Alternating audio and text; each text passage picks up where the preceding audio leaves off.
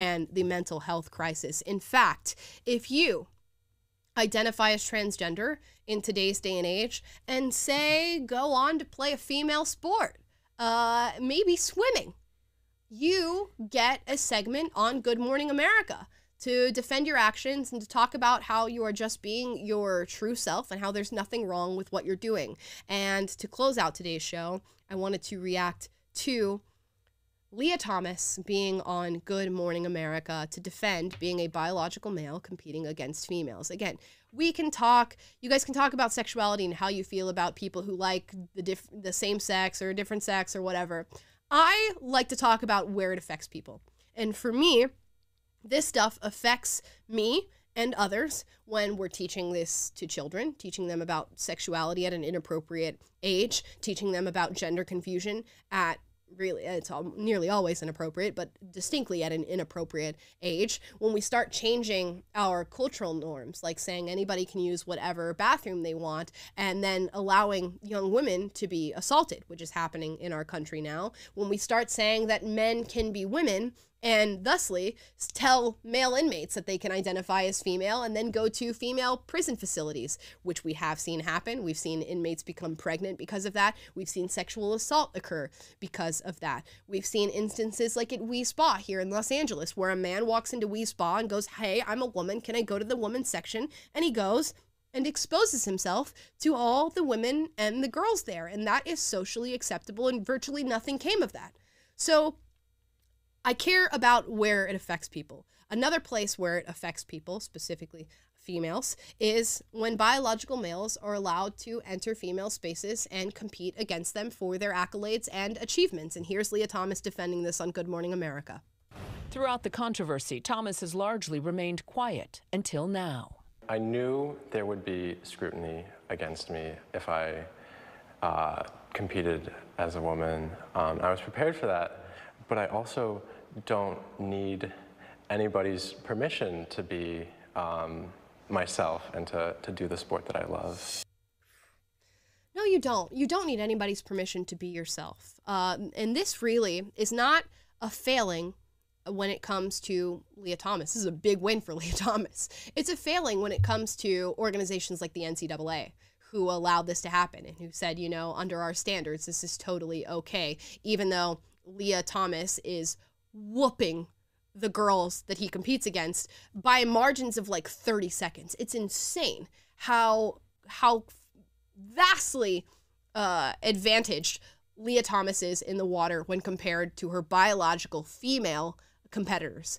Unbelievable. So do I fault somebody like Leah Thomas going, you know, I'm going to take advantage of that and I'm going to switch over here, and instead of being in the 524th position as a male swimmer, I'm going to be like #1 against every single female that I compete against, and unless I fake losing like Leah Thomas did in a previous race? No. How can I fault them? It's purely beneficial to them, and these organizations have set them up for their success. What can you say? Let's continue on. Not much. Not much. You can't say much. Assigned male at birth, Thomas grew up in Austin, Texas, where she says she fell in love with swimming when she was just 4. But as she grew, she says she felt increasingly disconnected to her body. I didn't feel like I was a boy. I was like, this isn't me. This isn't who I am. Thomas earned a spot at her Ivy League dream school, UPenn, on the men's team. But by her sophomore year, she says her gender dysphoria left her depressed and Also, I don't know if you guys watched when he was talking right there. The body language is certainly not there for whatever statement that was being true. I just didn't feel like I was a boy ever since I was growing up. I'm not going to say that this person in particular is lying, but the body language was certainly not there for that being a true statement. Suicidal. I was barely going to classes. I could really barely get out of bed. And I said, I can't live like this anymore. And I want to be able to do things I enjoy. Even if it might cost me my swimming career. Yeah, and that's part of what kept me from transitioning for so long, is I wasn't sure if I could continue swimming and doing the sport that I loved. Thomas began HRT, hormone replacement therapy, in May of her sophomore year, 2019. The mental and emotional changes actually happened very quickly. I was feeling a lot better mentally. I was less depressed, and I lost muscle mass. I am so glad to hear that you started this process and it made you feel better mentally. By all means, you can do whatever you want with your body. You are a grown man. You can do whatever you want. I don't know where I was going to go with that, but you're a grown man. You can do whatever you want with your body, and I'm so glad that made you feel better. Doesn't mean you get to get in the pool with your female competitors and continue to compete against them. And Leah is going to go on in this video to say it was simply about affirming who I was and being true to myself. But you just said what held you back was not knowing whether or not you were going to be able to compete. So was it really about this self-affirmation of who you actually are and finding who you actually are? Or was it about being able to compete against females?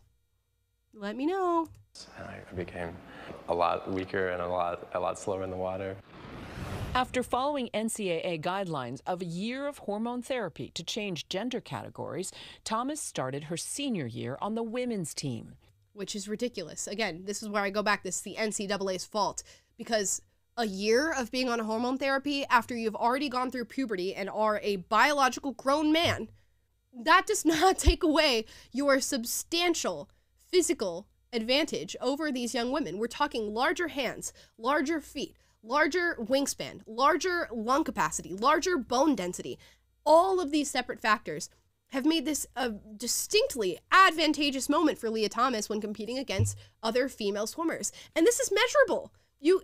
Measurable, if anything, with instruments, but with your own eyes. Like, look at Leah Thomas stand next to the female competitors that he's swimming against. It is so utterly clear. And that's not to say we should hinder people from having whatever identity they want and choosing to lead their life in whatever way they want. But when you have a distinct advantage against the people you're competing against, guess what?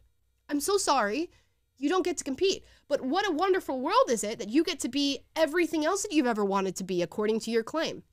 You get to be a woman.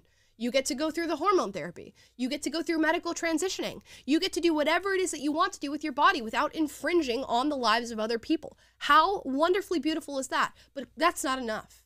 It's not enough. And now you have people who are transgender activists, allies to the community, saying that somebody like Leah Thomas should be able to and should bear no criticism for competing against females. It's ridiculous. Like, come on. And it's not even... Like, people will get in the comments and say, well, that's so transphobic. What do you mean? You can be whatever you want to be. You can do whatever it is that you want to do with your body, so long as you are a grown adult. You don't get to compete against females. That's literally it. That's not transphobic. That's just the honest truth. But her success in the water was met with outrage leading up to the NCAA championships. Her critics say she jumped in the rankings between the men's and the women's team. And there are some who look Wonder at how the that happened. data and suggest that you're enjoying a competitive advantage. What do you say to that? There's a lot of factors that go into a race and how... Look at that smile, ladies and gentlemen. Look at that. There's so many factors that go into playing these. He knows. He knows. How well you do. And the biggest change for me is that I'm happy. And sophomore year, where I had my best times competing with the men, I was miserable. And so having that... By best times, we mean 524th place. Let me go ahead and put that. Best times, 524th place compared to first. Okay. Be lifted is incredibly relieving and allows me to put my all into training, into racing. Trans people don't transition for athletics. We transition to be happy and authentic and our true selves.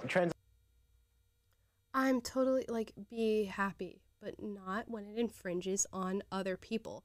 And the confidence for me, the audacity for me, the gall for me to sit in front of America and say, well, my happiness is more important than everything that those girls worked for. That is essentially what is said in that statement. Beautiful packaging and beautifully worded to make it sound like that's not what's being said. But what's being said is my happiness as an individual person is more important than the institution of the NCAA. It's more important than the careers that all of these young women have worked hard for. It's more important than any single female that I compete against moving forward.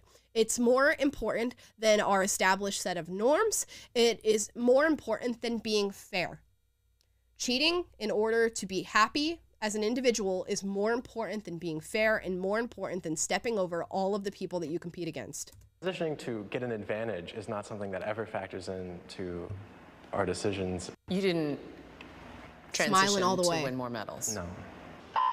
Thomas quickly became a lightning rod. 16 of her own teammates and some of their parents wrote anonymous letters arguing Thomas posed a threat to women. Just look at him.